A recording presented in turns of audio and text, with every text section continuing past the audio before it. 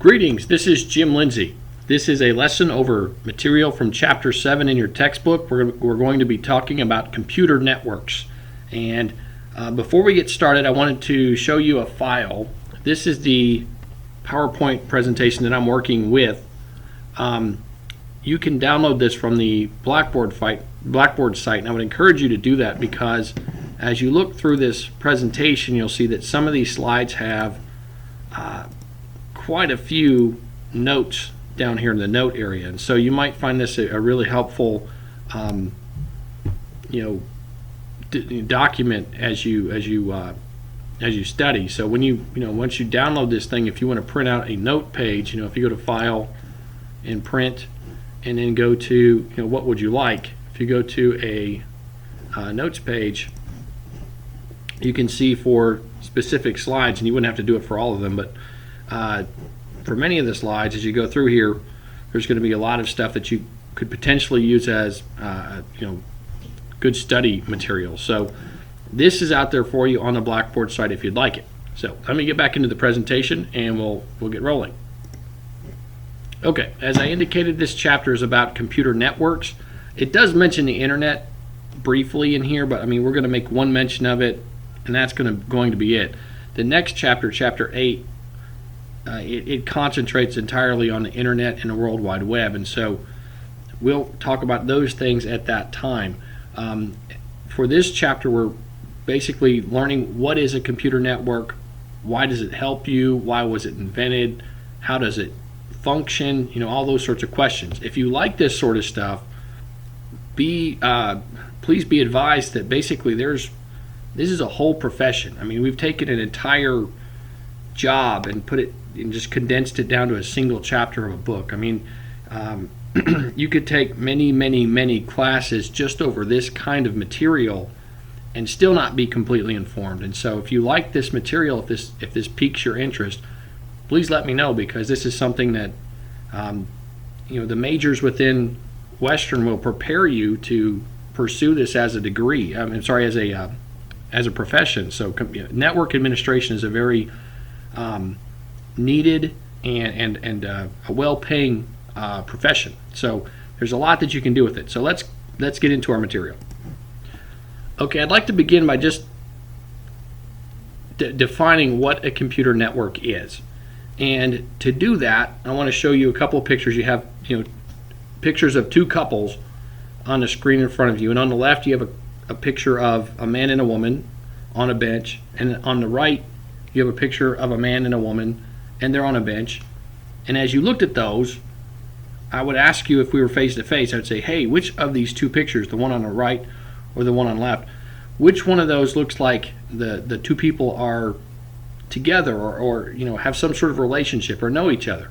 And then it would take all of about half a second, and you say, oh, I think the people on the right know each other or like each other or have a relationship. And obviously it's because they're holding hands, they're sitting closely to one another, their proximity is very close, they're smiling, it looks like they're talking or joking or having some kind of conversation.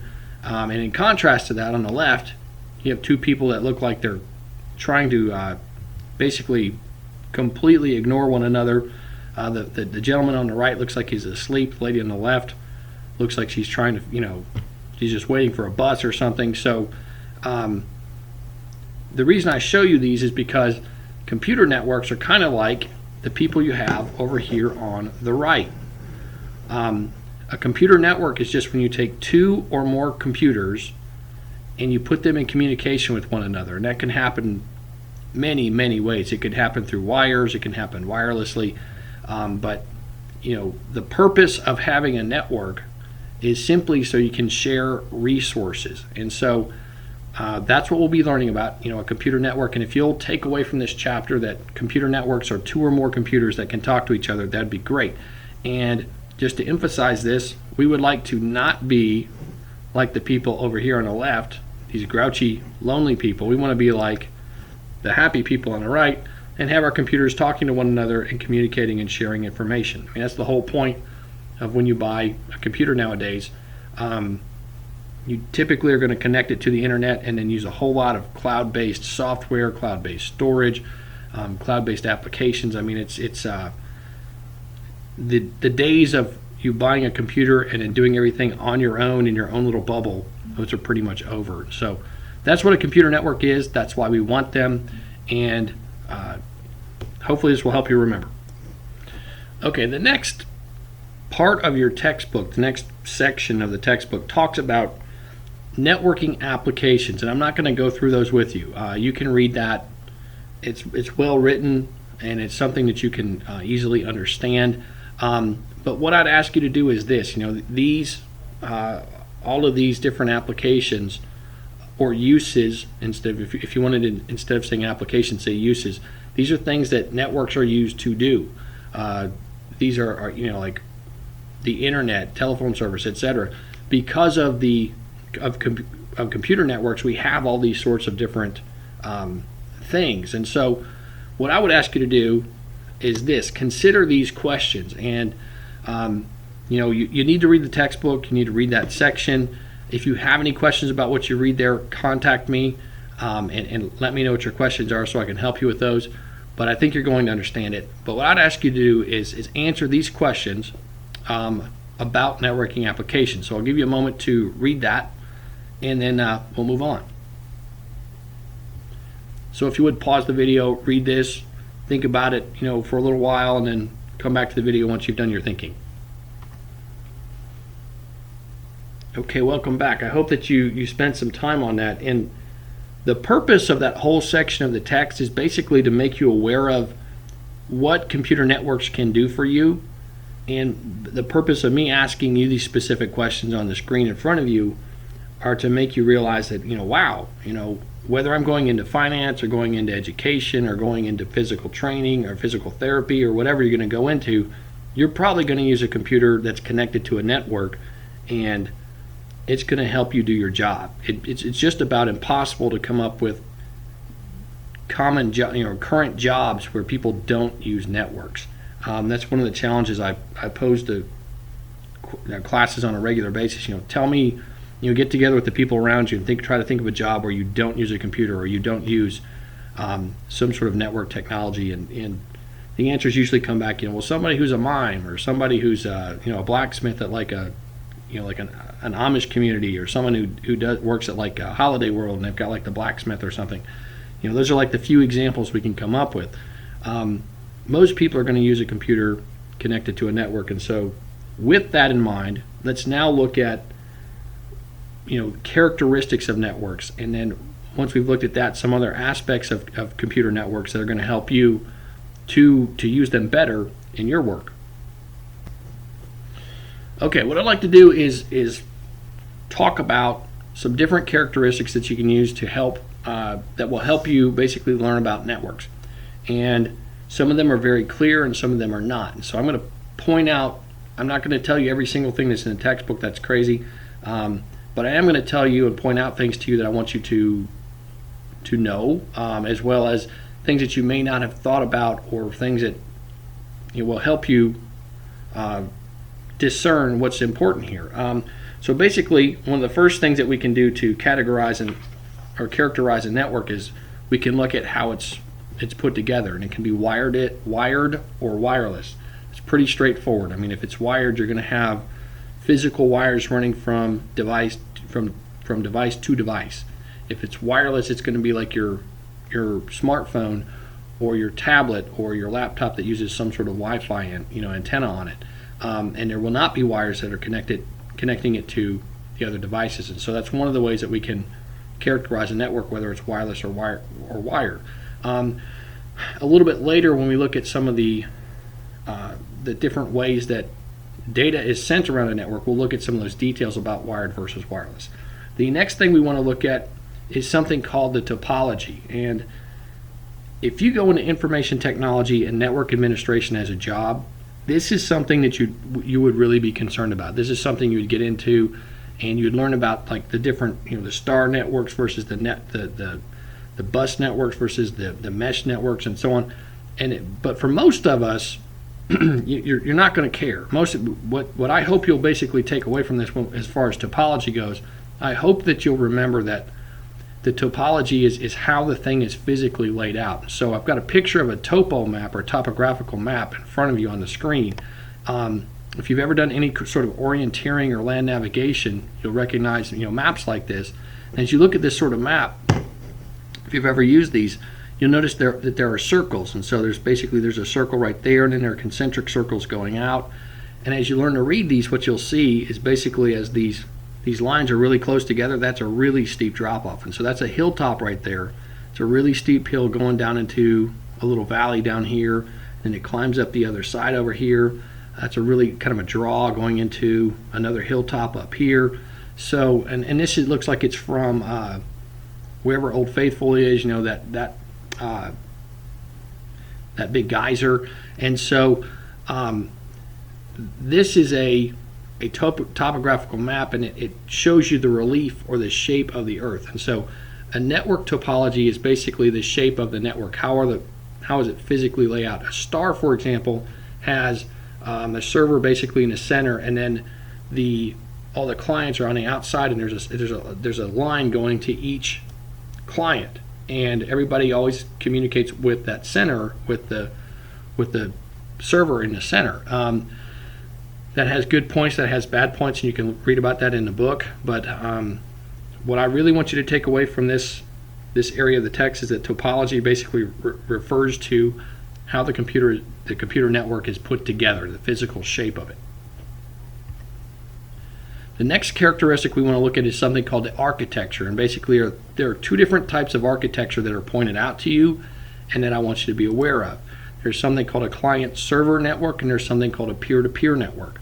And these graphics in front of you depict both of those. On the left, you're looking at a client-server setup, and this is basically kind of that star topology that I described a moment ago, where think of these black lines as a cable going out to each individual machine. But this server in the center here, it's providing some sort of service. That's why it's called a server. These individual computers on the outside of the circle here, these are called clients, and the clients request things from the server, and that is served to them. It could be a login. For example, when you sit down at a computer in a Western Kentucky University computer lab, the first thing it asks you to do is put in your NetID and your password. Once you do that, the client that you're sitting at sends your username and password to a authentication server, which then checks to see if you're who you say you are, and if it is, then it grants you access to the resources on that network. Instead of being an authentication server, this could be a file server. You could be sending a print job to this server, which is then connected to a printer, which is then going to print the jobs for everybody on the entire network. This could be a web server, which is sending you a specific web page that you requested. So this is a client-server sort of architecture. Now, in contrast to that, in a client server, you have this boss, and you can't do things unless the boss okays it.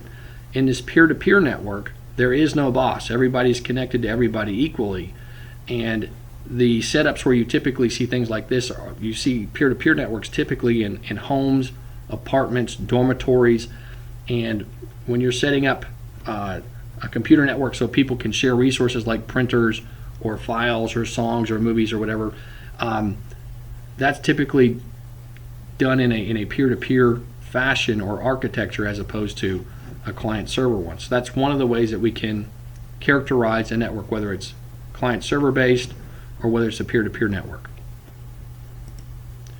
Okay, the next characteristic we want to look at is basically the size of the network itself. And I have some Martyr Strojka dolls pictured for you here. Basically, that's a little doll and then a little bit bigger, and you can take these dolls apart and you can put them inside of one another. So it's if you've ever seen these, you'll see them on coffee tables sometimes, and people have them as decorations, and a lot of times they're open so you can see the other little dolls inside of the big doll. I believe they come from Russia. I think that's one of the places that their origin is from. But I have this picture for you because as you read the text, it talks about different sized networks. It talks about personal area networks, then local area networks, metropolitan area networks, and wide area networks. And so it goes PANs, LANs, MANs, WANs. Those are the acronyms for those. And generally, all that means is basically the network is getting bigger and bigger. In a personal area network, that's basically your computer and the stuff that's surrounding your computer, that's your little network. Where would you have that? Well, you would have that if you had like your cell phone and or your smartphone basically working as a hotspot, and then all the different devices that you own are using it for Wi-Fi access using your 4G or 3G connection. That's an example of a personal area network. A local area network would be a network that covers, like an entire classroom, or maybe like a small building. You could think of like Grice Hall. You could think of all the different networks in there as part of a local area network. The metropolitan area network is where you get to something that's covering like an entire city, a metropolis. And so when you go out to a wide area network, that widest one that's mentioned, that's when you look at like an entire state or the entire country. And so as a network administrator, if you get into that as a profession, the infrastructure that's needed to build a PAN versus a WAN, that's a totally different considerations, because for a personal area network, all you need is like a smartphone that can emit a signal and become a hotspot for the stuff that's within 15, 20 feet of it. In contrast to that, if you're trying to connect facilities and computer labs and devices from across the entire state, that's really complex. And so there are different considerations for the bigger networks that you wouldn't have for a little one. It's real easy to set up a local area network, and if you've ever set up a wireless network, a Wi-Fi network in your apartment or your house, you've created a LAN. It's very easy. I hope it's something that you will do, because it can save you money. Basically, you can have one internet connection, and everybody in an entire house or apartment can share that one connection and share the cost of it. And again, the reason we created computer networks is because we want to share resources like an internet connection. So I hope you'll do that. Now, one of the other characteristics that is mentioned, it talks about intranets and extranets. You can read about that. That's just basically who's connecting to the network. I'm not concerned with that one. But it talks about virtual private networks. And a virtual private network is something that you might use at work. And essentially what happens is, I have a picture of two kids using a can phone. And maybe when you were a kid, you built one of these. You put the two cans and you put the string between them, and as you talk in the can, it's supposed to vibrate across the string, and your buddy can hear you talking. With a VPN, what happens is you can use a public network, some sort of internet connection, and you connect securely to your work environment. And so where this happens a lot is where people are working in sales, and you're on the road. So let's say today you're in Milwaukee, and then the next day you're going to be in Cleveland, and the next day you're going to be in Detroit. And as you travel around, well, your company's headquarters is in, let's say, Chicago. You need to get secure data about sales and payroll and prices and all that sort of stuff to your computer, but it needs to be done securely, so bad guys that are potentially trying to get your data, they can't read it. So this connection between you and the home office is a secure encrypted connection that happens through a virtual private network, and that connection that you have that's secure is called the tunnel. And so you'll read about that in a textbook. I'd be very surprised if you become a mobile traveling worker and you don't use VPNs. I think you're going to see that. It's pretty common. It's been common for a long time, and I think you're going to see it. Okay, let's move to our next point. And basically, the book talks about data transmission characteristics, and it talks about several, but the only one I'm concerned with is basically something called bandwidth. I want you to know what bandwidth is. And bandwidth is the speed of your connection. And so you have a speedometer on the screen right there, and hopefully this is going to help you remember. And the amount of data that you can get within a certain period of time, that measurement is your bandwidth. We always want more bandwidth. We want faster and faster bandwidth. We want more and more. That's why I have the Cookie Monster on there, because the Cookie Monster is never satisfied with the cookie he has. He's like, cookies, give me cookies. We always want more bandwidth, right? And so I want you to take that away from this this lesson. And so you measure your bandwidth, you know, in megabits per second or bits per second. And so if you have like a dial-up connection versus some sort of broadband connection versus a fiber connection, you know, it gets faster as you go towards those more expensive connections. And certain kinds of connections are faster than others. And so once we get to that little section of the chapter, you'll see some of that, but and you certainly read about it. But bandwidth is that speed of your connection. We always want a faster connection. Okay, we're making good progress. Let's go to our next point. And that's basically, we want to look at some different ways that you connect stuff within a network. You know, how do you physically, or how do you, not necessarily physically, how do you connect the devices within a network? Because this wireless stuff, they're not necessarily touching. We have wired media and we have wireless media. And so I want to first look at, so I want to show you some pictures and explain to you some things about the wired stuff, and then we'll go to the wireless. And here, let's look at twisted pair, coax, and fiber, and that's what you're seeing right here. It's talked about in your book. This is an Ethernet cable. If you were to chop the end of that thing off and look at the inside of it, you'll see that there are wires. There's typically 8 wires in there. And in this connector is the RJ connector that fits on the end of that. And if you wanted to, and I've had to make these for a variety of reasons, for, you know, over the years of being in IT, you basically get like a wire cutter, and you shear off the plastic coating on the end of these, and you poke them into the end of that, and you secure it. This is what a twisted pair, that refers to copper wire, and these little wires right here have copper inside, and then it conducts electricity through these little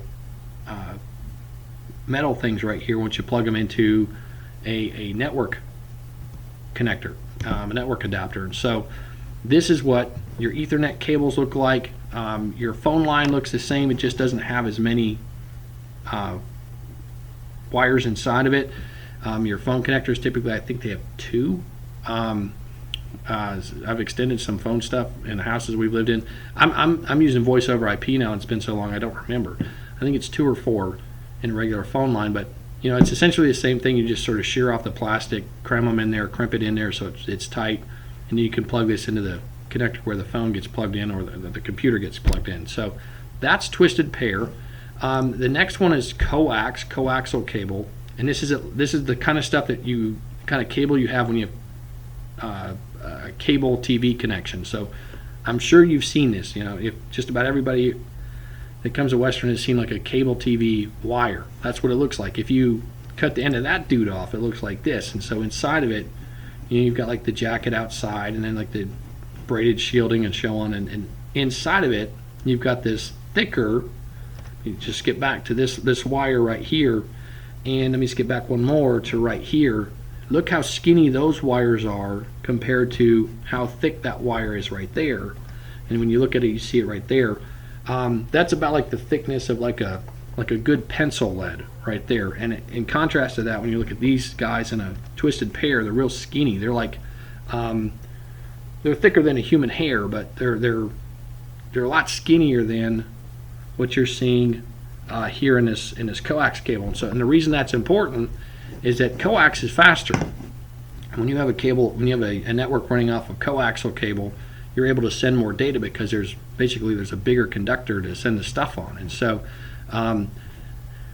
that's just, you know, if you're interested in how things work, that's how that functions. The next sort of cable media that's mentioned is fiber optic. Now, I've never worked with fiber. I've never had the opportunity to install this stuff or splice or to do anything with it. I've read about it, have some pictures of it for you. These pictures right here, like these are the connectors that you would plug into fiber receivers. But if you were to cut the ends of these guys off and look at the inside of it, you'll see that there's what looks like the twisted pair, but what's interesting, each one of these little strands right here is glass. And so inside of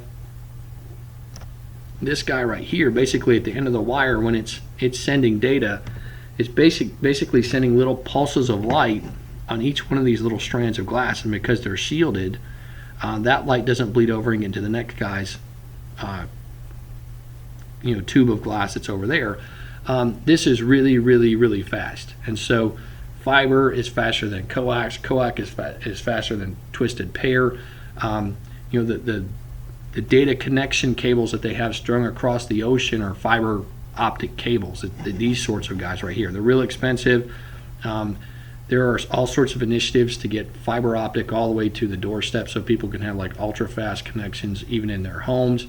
One of the things that makes installing this stuff difficult is basically that glass is it's fragile, and so think about a wire like this. You can take a wire and you can bend that and you can tie a knot in it and it's not going to break it. It's not good for it. You wouldn't want to do that on a regular basis, but if you had to sort of cram that into a corner and get it out of the way so other stuff could fit, you're not going to mess it up too bad. In contrast to that, you take fiber optic and you cram that into a corner, put a 90-degree bend in that, you're probably going to break it.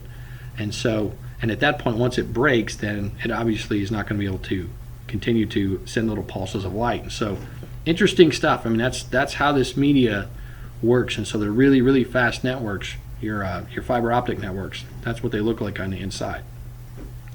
Okay, the next media that's talked about in the book is talking about wireless network media. And basically it talks about, and I'm not an expert in this, let me just get that right out here. I'm not an expert in wireless. I've set up Wi-Fi networks in my house and all over the place, but I've never, I don't consider myself in any way an authority on wireless stuff.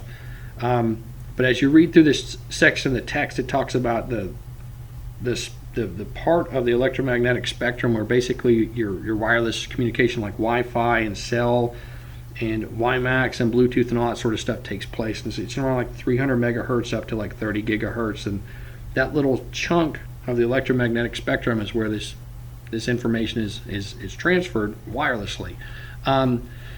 It goes on to talk about in detail cellular radio transmission, which are sort of interesting. If you look on page 276 in your book, it has a neat diagram where it has a car that's driving through different cells, and the cells are six-sided. They look like honeycombs cells from a bee's nest, and the towers that are in those cells, the way that your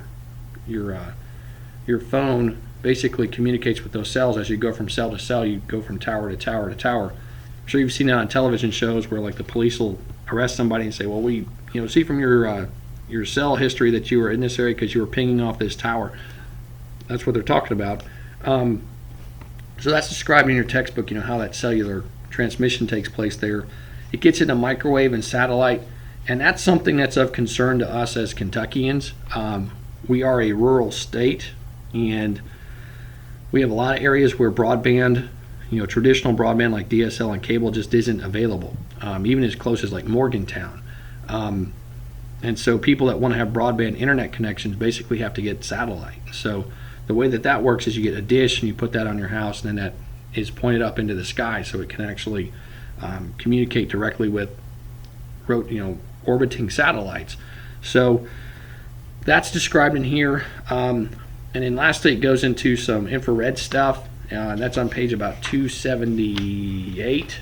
And infrared is not using the electromagnetic spectrum. It's using light, and a lot of the IR stuff is actually switching over to like Bluetooth and some of the other things that are on the electromagnetic spectrum, because IR infrared stuff is line of sight. And like your TV remote, if you're we have a big dog. We actually have two big dogs, and so if you're sitting there watching TV on the couch and the dog walks in front of you and trying to change the channel, well, hey, it doesn't work anymore because King's standing there. So with your Bluetooth sort of things, because it's using the electromagnetic spectrum instead of infrared, you can still change your channel. So a lot of wireless things that were IR kind of going over towards electromagnetic. So that portion of the wireless part of the networking media, please read about it in the book. Let me know what kind of questions you have, and I'll answer your questions as well as I can. Let's keep moving. Okay, we're making good progress. We've got basically two big ideas that still have to talk about. It's basically networking standards and then networking gear, as far as if you were going to set a network up in your home or your apartment, how would you do that? As far as the networking standards go, there's a section of the text that's talking about communication protocols and networking standards. And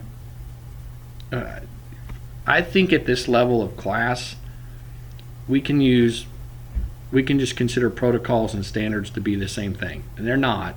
But I mean, we're at survey level, and there are certain protocols we're going to spend some time learning about in the next chapter. When we talk about Chapter 8, we're going to talk about TCP/IP, we're going to talk about FTP, we'll talk about HTTP and HTTPS.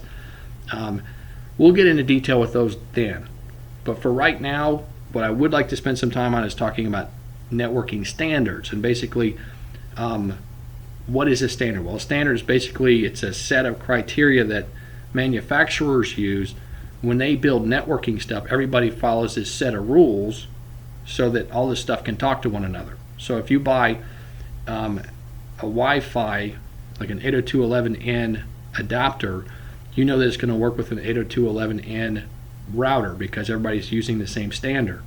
And so it's a set of criteria or requirements that your hardware manufacturers and your software manufacturers all know about. They all comply with it, and as a result of that, we can get reliable working equipment and software that everybody can have interchange, basically work together with each other. So that's pretty cool stuff. We'll get into protocols next chapter, so don't worry about that right now. Here are the standards I want to point out to you. Basically, Ethernet, power over Ethernet, and so on. You've got the list right there, and I want to show you some pictures of stuff from each of these different standards, because if you're going to build your own network, if you're going to use networks, you're going to see this kind of equipment, and you may want to adopt some of this stuff, especially some like the power line, the phone line, the power line kind of stuff. I mean, it's really there are some great opportunities there that you may not be aware of. I want to just show you. So as far as Ethernet goes, what is Ethernet and what does that look like? Well, Ethernet is this is that cable I showed you earlier. This is your regular computer network wired setup is usually going to run off of Ethernet. The cables come in like Cat 5, Cat 6, Cat 7 cables, and you go out there and this category is what that's referring to, and the 567, that the number is referring to the speed of them.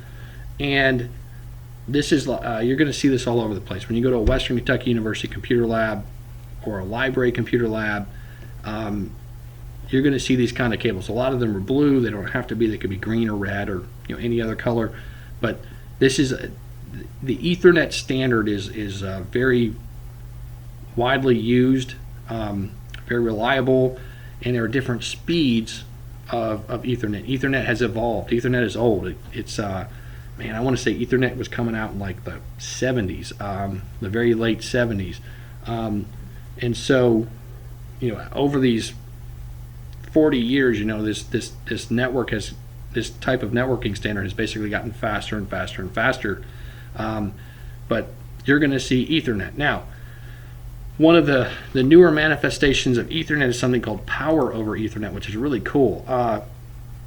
It's talked about in your book, and basically what you're seeing here, this is an Ethernet cable coming out of a wall, and as this thing is connected to this power over Ethernet adapter right here, this device is getting its power and sending its data through this cable, through this one cable. You weren't always able to do that until recently. In fact, not only would you have a cable in place, so this thing over here could send this looks like it's some kind of a wireless router here.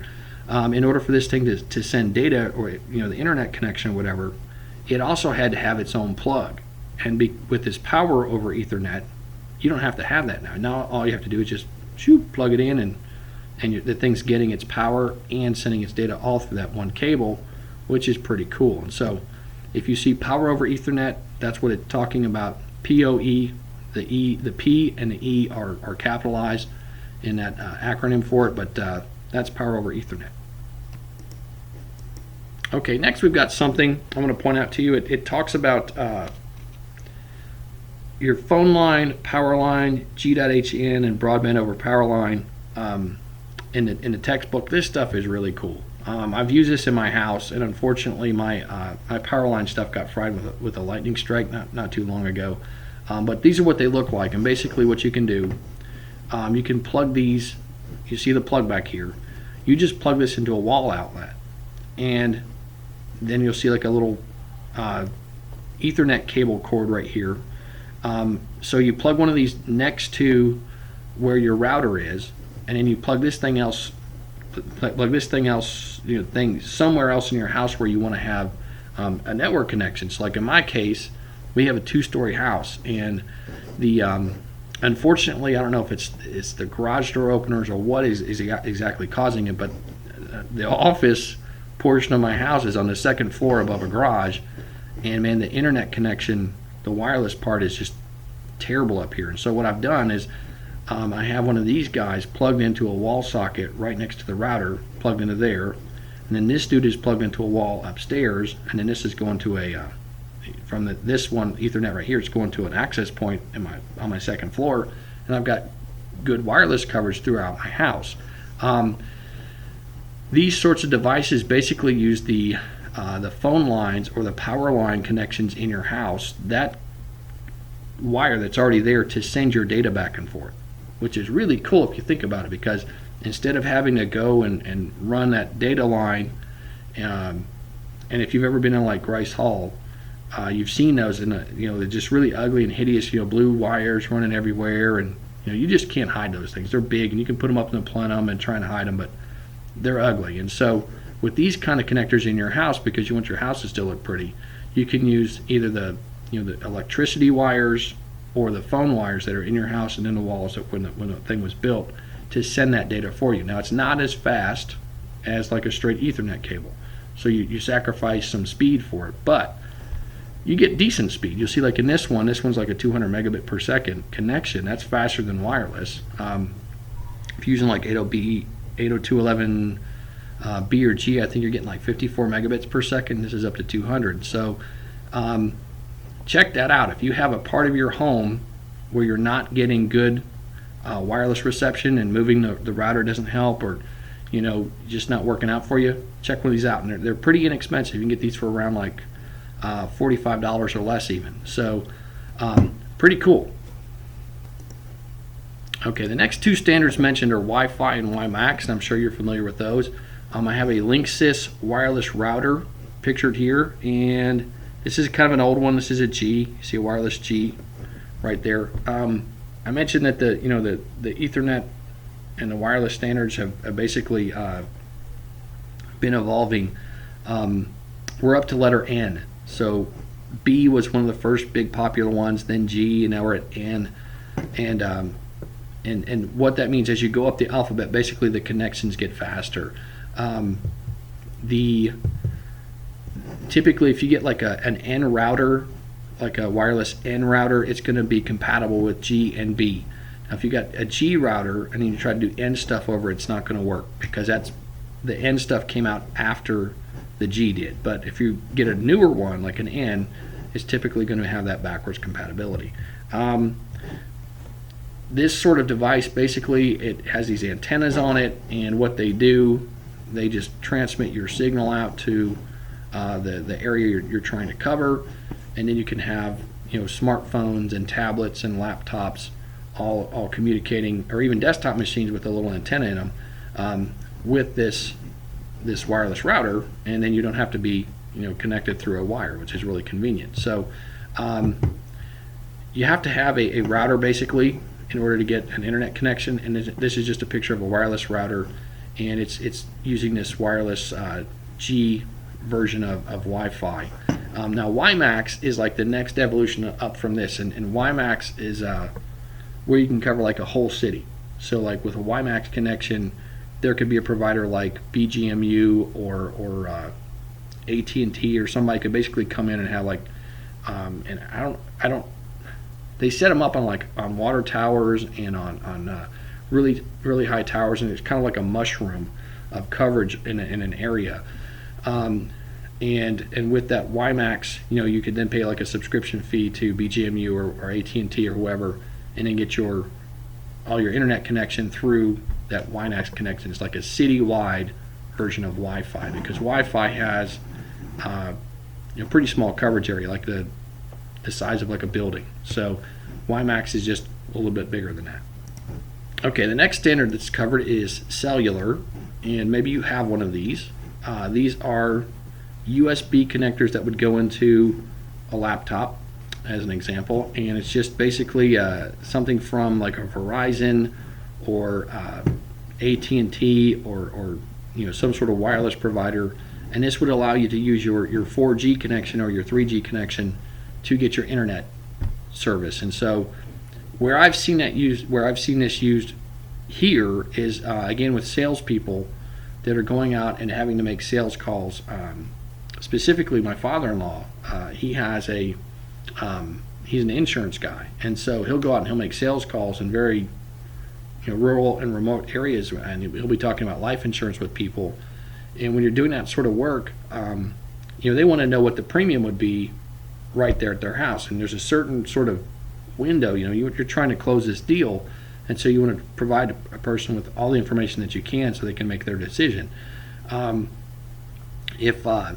If you don't want to use your phone as the hotspot, which basically is what he's doing now, but before the phones were able to do that, these things were pretty popular.